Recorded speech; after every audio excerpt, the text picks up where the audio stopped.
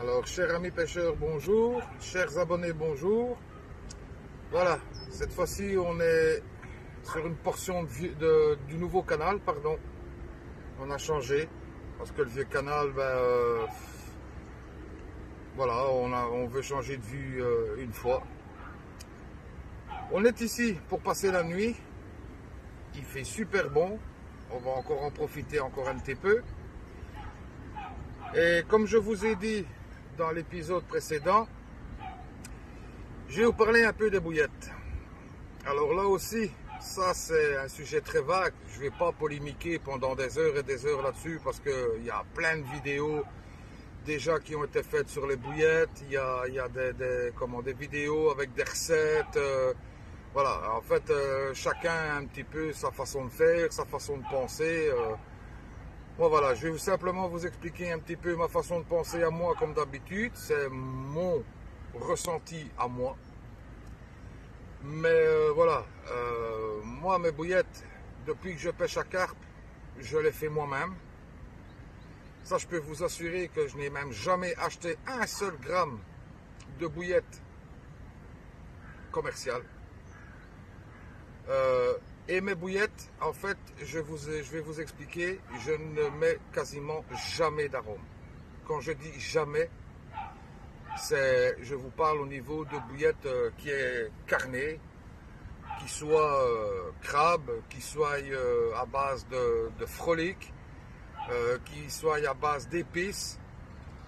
Pour moi, personnellement, ce genre de bouillette ne demande pas à avoir un arôme.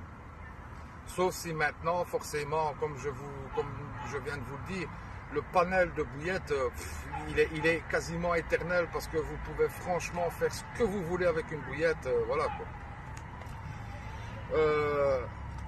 Moi, au niveau des épices, encore une fois, je ne mets aucun gramme d'arôme. Tout est fait sur une base que les épices en elles-mêmes en poudre se suffisent déjà à elles-mêmes. Au niveau de la bouillette crabe, c'est exactement pareil. Je crois que la farine de poisson, comme la farine de krill, comme de la farine de calamar, se suffisent à elles-mêmes. Maintenant, bon, pour tout ce qui est, je vais dire, sucré, crémeux, ici et là, écoutez, je vais vous avouer franchement, le seul arôme que je puisse mettre dans ce genre de bouillette, vous allez rigoler, c'est du sirop pour enfants comme on fait l'été, là, qu'on mélange. Donc, si je veux une bouillette pêche, je prends du sirop de pêche, je prends du sirop de grenadine, du sirop de cassis, voilà, ça, ce sont mes arômes. Maintenant, certains vont crier, oh, et comment ce qu'il fait, comment ce qu'il fait, comment ce qu'il fait, ça, c'est à vous de juger. C'est à vous de faire des essais. Voilà, moi, c'est la seule chose que je peux vous dire de faire. Et qu'est-ce que ça coûte pour une bouteille d'1 litre de sirop? Ça vous coûte quasiment rien du tout. Ça ne vous coûte rien. Voilà. Maintenant, pour des bouillettes un peu plus élaborées, style, comme je viens de vous dire, carnet, poisson, épices, bon, là, forcément, les épices, il y a des épices qui coûtent un peu plus cher que d'autres. Voilà. Donc, écoutez, on est monté ici donc pour une pêche de nuit. On est sur la même base et sur la même technique encore, comme je vous ai déjà dit dans les épisodes précédents, dans celui du numéro 10 où j'ai mon poteau qui se fait un super départ, je suis super encore heureux pour lui. Et je vous reprends dès qu'il se passe quelque chose. Allez, ciao ciao!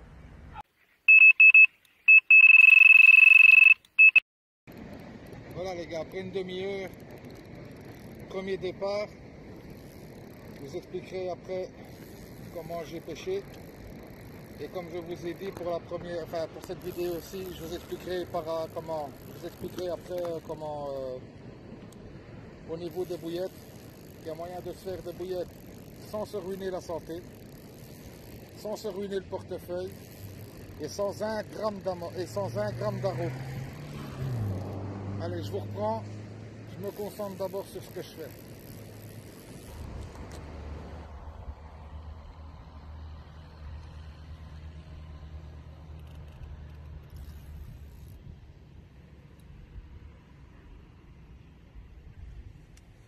Elle est encore pleine de vie. Hein.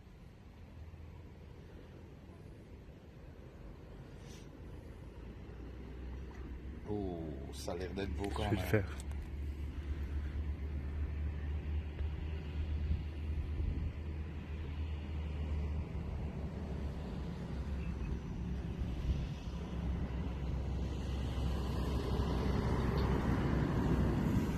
Elle a une tête de 20 cm. Hein? Elle a une tête de 20 cm.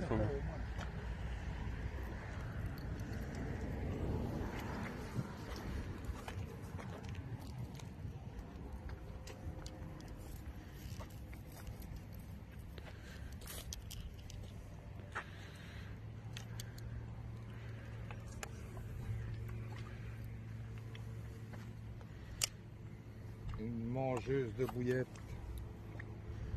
Recule, hein, Steve.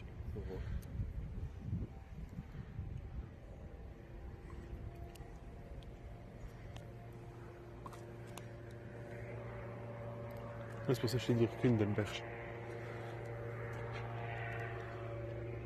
Je sais pas s'ouvrir. Ah, ben, à Snes.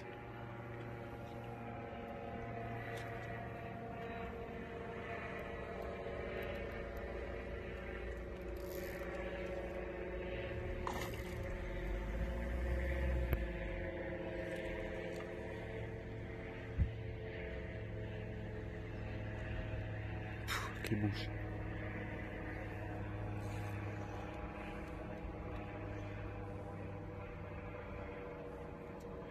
Tire un peu, hein. J'espère que le plomb n'est pas accroché, que c'est peut-être ça qu'on n'arrive pas à revenir. Ah, mais c'est toi qui dois le tirer, là. Hein. Je sais pas, je suis bloqué.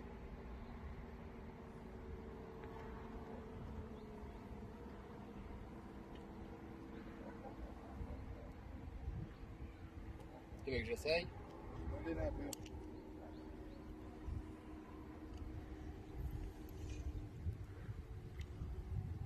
Attends. Je préfère qu'elle reparte. Je bouge pas. J'ai mis en route. Elle arrive, hein. Ouais.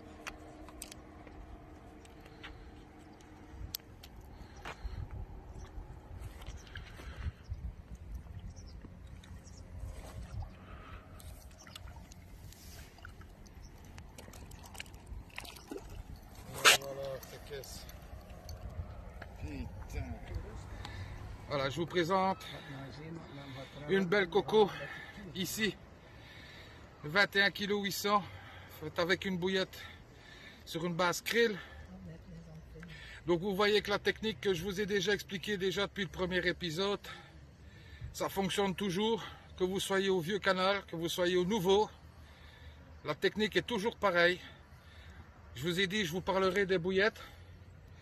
Mais sinon, niveau plombé, niveau bas de ligne, niveau approche, c'est toujours là pareil. Et vous voyez que ça fonctionne, je vous raconte pas de carabistouille. Allez, je vous dis à la prochaine et ciao ciao.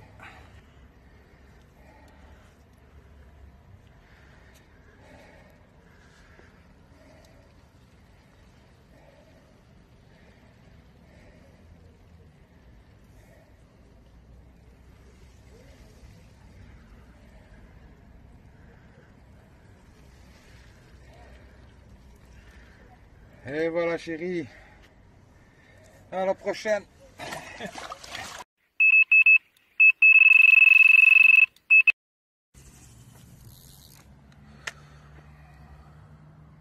Et voilà, pêche de nuit entre guillemets encore productif, toujours sur les mêmes basses, toujours sur les mêmes montages comme je vous ai déjà expliqué, les plombs, la plombée, les bouillettes comme je vous ai expliqué ici, comme je vous ai expliqué encore ici il n'y a pas longtemps. Là maintenant je vais me concentrer sur mon poisson. Vous inquiétez pas, ça va être filmé. Et en plus de ça, vous saurez tout du pourquoi, du comment. Allez, ciao ciao, à tantôt. Ça fait longtemps. Je quand même.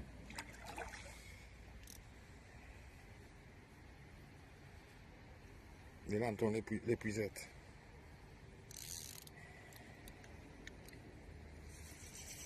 Quel ouf.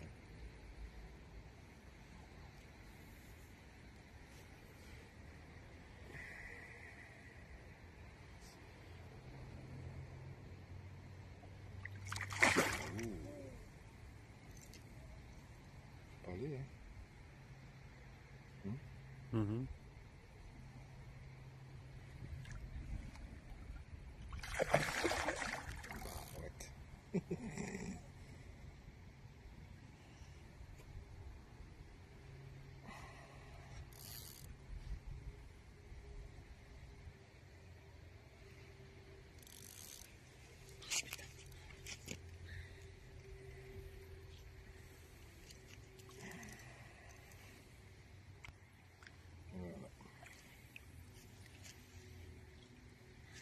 Et c'est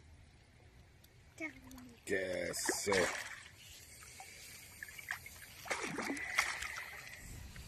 Voilà, je vous présente une coco d'une douzaine de kilos, prise encore sur une bouillette, sur une basse krill. Comme je vous ai déjà dit, déjà avec la première, bon, ben, celle-là c'était le top. Celle-ci, on va pas non plus, on va pas non plus cracher dessus. Mais c'est toujours avec le même montage, toujours sur une plombée adaptée et toujours le même système. Encore une fois, comme je vous ai déjà dit, vous voyez bien que je vous raconte pas de carabistouille. Voilà, c'est tout ce que je peux vous dire. Faites votre opinion, faites votre propre expérience et voilà ce que vous aurez dans les mains. Allez, peut-être à tantôt, ciao ciao.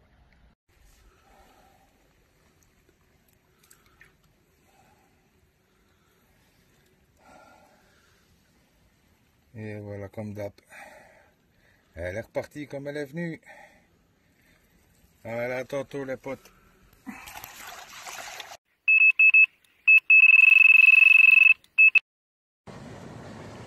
Salut les amis. Et voilà, encore un départ. On était bien dans le duvet, mais bon. Madame en a décidé autrement, mais c'est pas plus mal. On est venu ici pour ça. Ça déroule, ça déroule. Ah bah elle est bientôt là. Je vous reprends juste après. Voilà, salut les gars.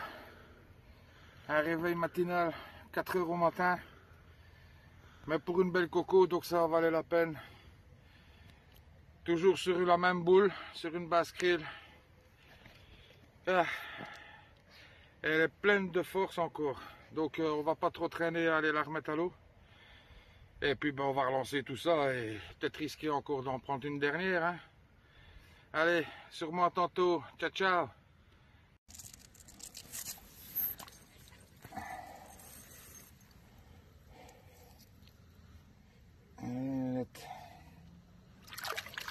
À la prochaine. Super. Allez, on va relancer tout ça. Bon ben voilà, elle est faite. On va se retourner tout doucement.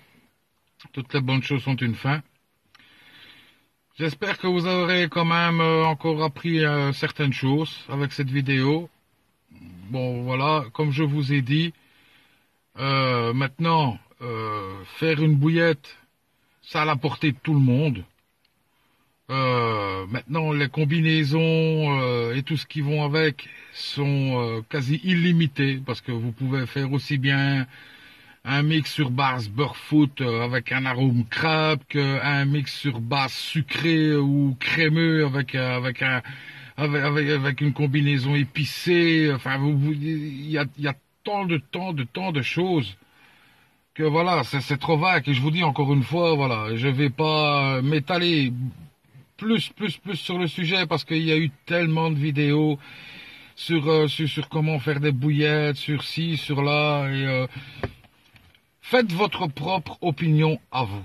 C'est tout ce que moi perso je peux vous dire. Parce que un tel va vous dire ah mais non c'est pas ça qu'il faut faire, c'est ça. Et puis l'autre ah ben non c'est pas vrai, c'est pas ça, c'est ça. Donc vous en sortirez plus. Vous ne vous en sortirez plus. Et vous allez finir par perdre la tête. Maintenant, si vous voulez faire vos propres bouillettes, je vous dis encore une fois, il y a des tutos là-dessus, ci et là. Moi, je vais bien vous montrer comment est-ce que je fais les miennes, mais voilà, c'est ma conception de la chose à moi. Maintenant, encore une fois, comme j'ai pu dire encore ici à un passant avec qui j'ai parlé ici, dites-vous bien que la bouillette ultime n'existe pas. Ça, c'est pas possible. une telle sorte de boule prendra aujourd'hui et demain ne prendra plus. Ce n'est pas non plus le tout d'avoir une bonne bouillette, encore faut-il savoir la placer au bon endroit, en sachant où les carpes passent, où les carpes sont peut-être sujettes à se nourrir, et là vous enclencherez les départs. Mais c'est pas le tout de prendre une bouillette, de la mettre sur le cheveu, de lancer le montage, non. La bouillette, elle est là, oui, mais voilà, elle est là pour essayer de faire dévier la carte de la nourriture qu'elle a l'habitude de manger tous les jours. Et donc c'est à vous à essayer de faire ce qu'il faut que pour le faire. Je vais vous souhaiter une bonne déroule, comme d'habitude. Je vais vous souhaiter une bonne session, tout ce que vous voulez, plein de bonnes choses. Et à ciao ciao!